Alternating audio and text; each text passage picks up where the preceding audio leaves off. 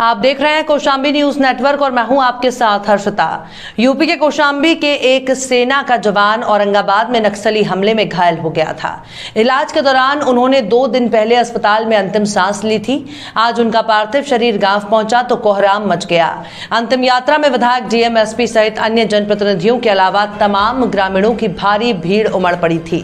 सेना के जवानों ने सलामी दी। इसके बाद राजकीय सम्मान के साथ शहीद के बड़े भाई ने चिता को मुखाग्नि दी। जवान की मौत से उनके परिजनों में कोहराम मचा हुआ है।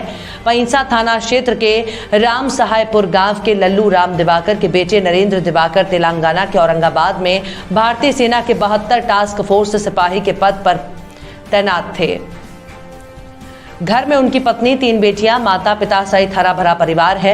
3 जनवरी को वो रात में जवानों के साथ कॉम्बिंग करने के बाद वापस कैंप लौट रहे थे। तभी नक्सलियों ने उन पर हमला कर दिया था। हमले में उनके सीने में गोली लगी। लगभग 1 हफ्ते बाद जब उन्हें होश आया तो खुद ही फोन करके उन्होंने अपने परिजनों को घटना के बारे में जानकारी दी।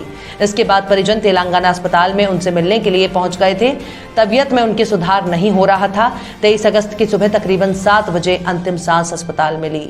सेना के जवानों ने उनके शहीद होने की खबर परिजनों को दी तो परिजन पार्थिव शरीर लेने के लिए तेलंगाना पहुंचे। आज उनका शव गांव पहुंचा तो अंतिम दर्शन के लिए आसपास के तमाम ग्रामीणों की भीड़ लग गई।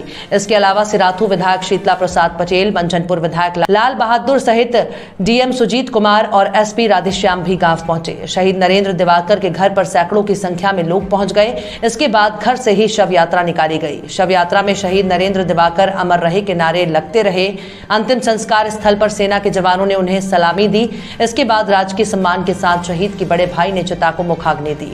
Bureau report Meraj Shaikh, Kaushambi news network. शहीद हुए थे तो कब क्या शहीद हुए थे, मतलब एक्सपायर हुए थे और घटना कैसे क्या हुई, कुछ जानकारी है? घटना तो फिलहाल नहीं पता है, बस उसने फ़ोटो भेजी थी मेरे को, सिर्फ उसकी पट्टियाँ लगी हुई थी पेट में, तो हमें अचानक ही पता चला। हमने कहा कि अचानक क्या हो गया, फ़ोन कर रहे तो फ़ोन नहीं उठा रहा था।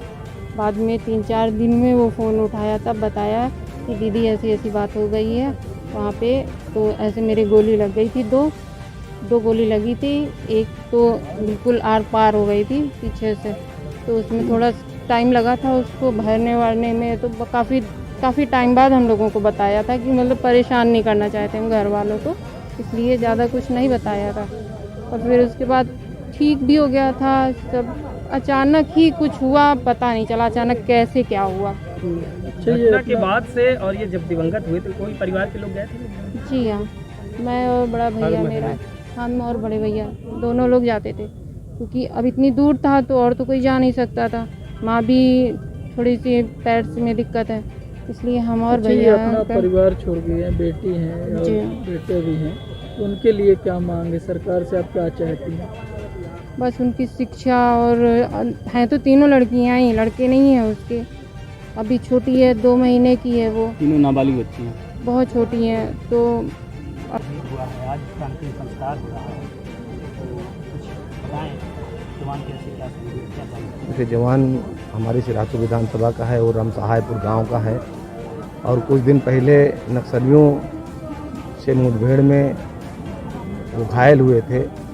अभी तक उनका आर्मी अस्पताल पुणे में इलाज चल रहा था और दिवंगत हुए हैं। आज उनको मुखाग्नि दी जा रही है। हमारा पूरा विधानसभा क्या पूरा कौशाम्बी जिला आज शोक संतप्त है।